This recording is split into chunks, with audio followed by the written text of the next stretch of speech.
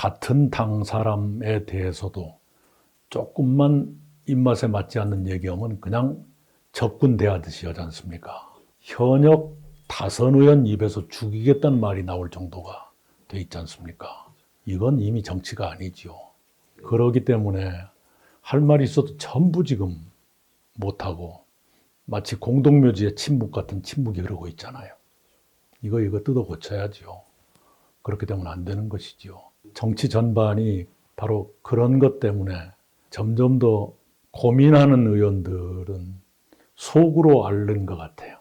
우선 당원 구성부터가 많이 변했지요. 제가 대표를 떠난 뒤로 100만 명 이상의 당원이 늘어났을 겁니다. 새로 들어온 분들이 새로운 문화를 만들고 계신다고 봐야 될 텐데, 네, 굉장히 극렬한 분들이 많지요. 극단적인 사람들은 어디나 있지요. 그런데 극단적인 분들이 압도하는 그런 상태는 매우 위험한 상태입니다. 유럽을 보면 극우 정당들이 여기저기서 그냥 득세하고 있지 않습니까? 네덜란드는 극우 정당이 제1당이 되기도 했어요. 네덜란드처럼 개방적인 나라에서도 그래요. 독일은 극우 정당이 있긴 있지만 중앙 정치에서 힘을 펴지는 못해요.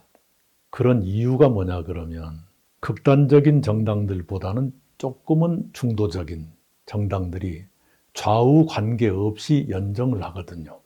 그들이 다수 세력을 형성해버려요. 그러면 극단 세력은 소수와 변방화되는 거예요. 그것을 전통적으로 하고 있고 언론들도 그걸 지지하고 있고 정치가 굉장히 안정됩니다. 저는 작년부터 그런 얘기를 했어요. 정계가 다시 짜야 한다. 재편돼야 한다. 특히 민주 세력이 재편돼야 한다. 그 말에 담겨진 뜻은 극단 세력과 그렇지 않은 세력이 조금 분리됐으면 좋겠다. 극단 세력이 변방화, 소수화돼야 한다. 그래야 정부가 크게 뒤뚱거리지 않고 어느 정도의 안정을 유지할 수 있다. 정권 교체가 되든 안 되든 간에. 그런 의미에서의 정계 재편이 필요하고 민주 세력 또한 재편돼야 한다. 민주 세력이 재편될 때 우리가 작지만 씨앗이 돼야 한다. 이런 얘기를 했었어요. 지금도 그 생각이 변함이 없습니다. 재편에 시간이 없을지도 몰라요. 그런다고 해서 이렇게 처참한 비극을 겪으면서도 이대로 간다? 그건 희망이 없는 것이죠. 새로운 세력이 형성되면 더 좋겠고요. 매우 서두르면 3주 정도면 창당 가능하죠. 안 그러면 창당 계획을 발표하고 함께 선거에서 협력하는 방법도 있고요. 개헌이 절박한 이유는 자질이 충분치 않은 대통령이 막강한 권한을 가질 때 어떤 일이 벌어질 수 있는가 하는 걸 우리가 체험했잖아요. 국회의 다수 세력도 국민에 의해서 정통성을 부여받은 것이죠. 대통령도 국민에 의해서 권력을 받은 거예요. 국민에 의해서 권력을 받은 두 개의 헌법기관이 정면으로 충돌한 겁니다.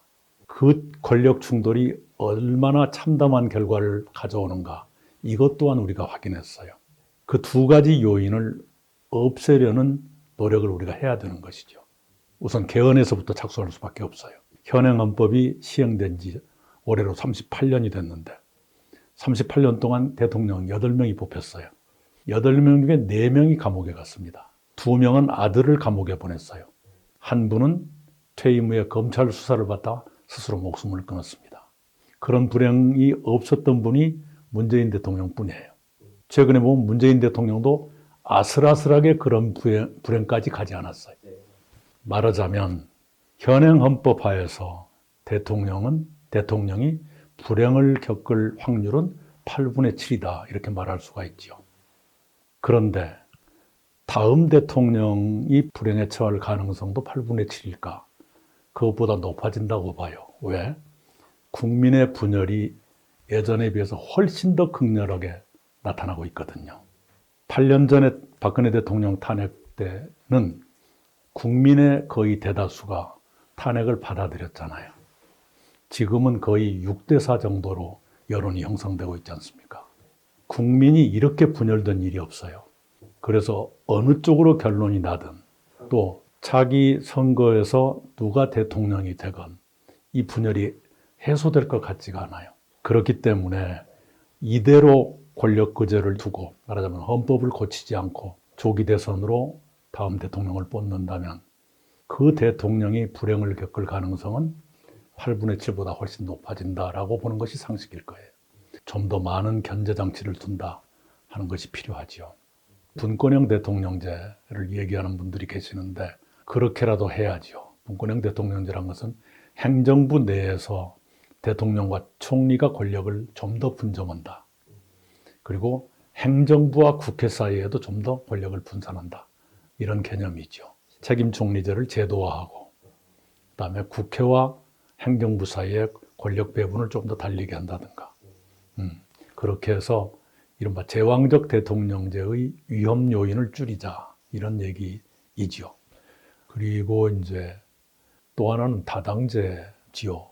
지금같이 양당제라면 어느 쪽이나 이기는 쪽이 과거보다 점점 갈수록 더 험악해지잖아요.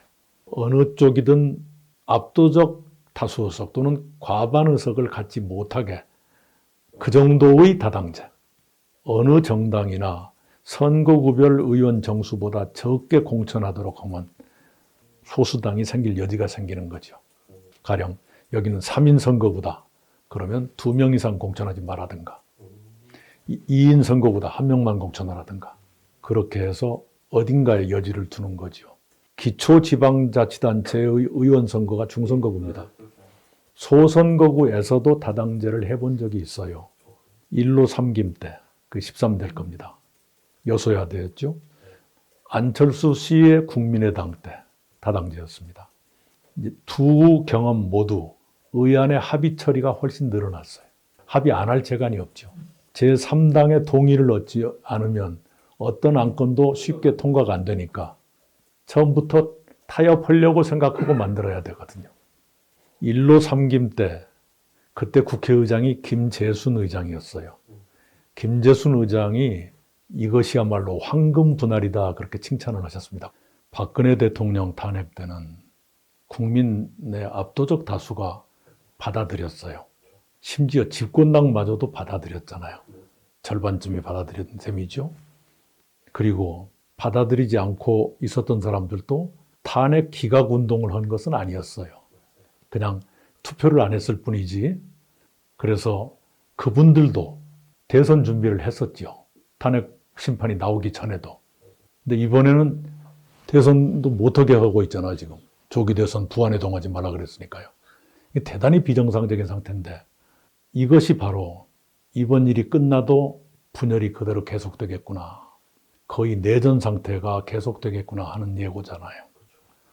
이게 상당히 걱정이 엄청나게 됩니다.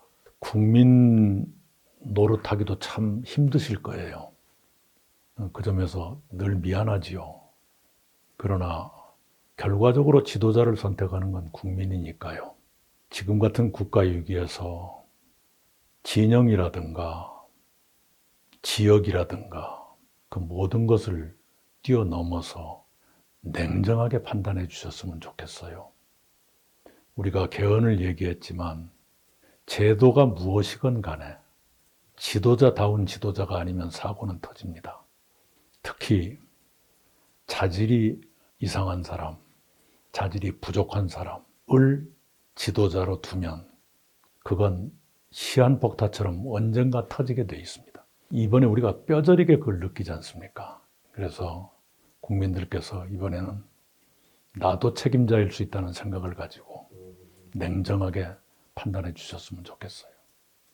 지금 굉장히 안타까운 것은 저희 세대는 가난하게 태어나서 가난하게 자랐지만 우리 한국 역사상 가장 풍요로운 시대까지 지금 누리고 있지 않습니까?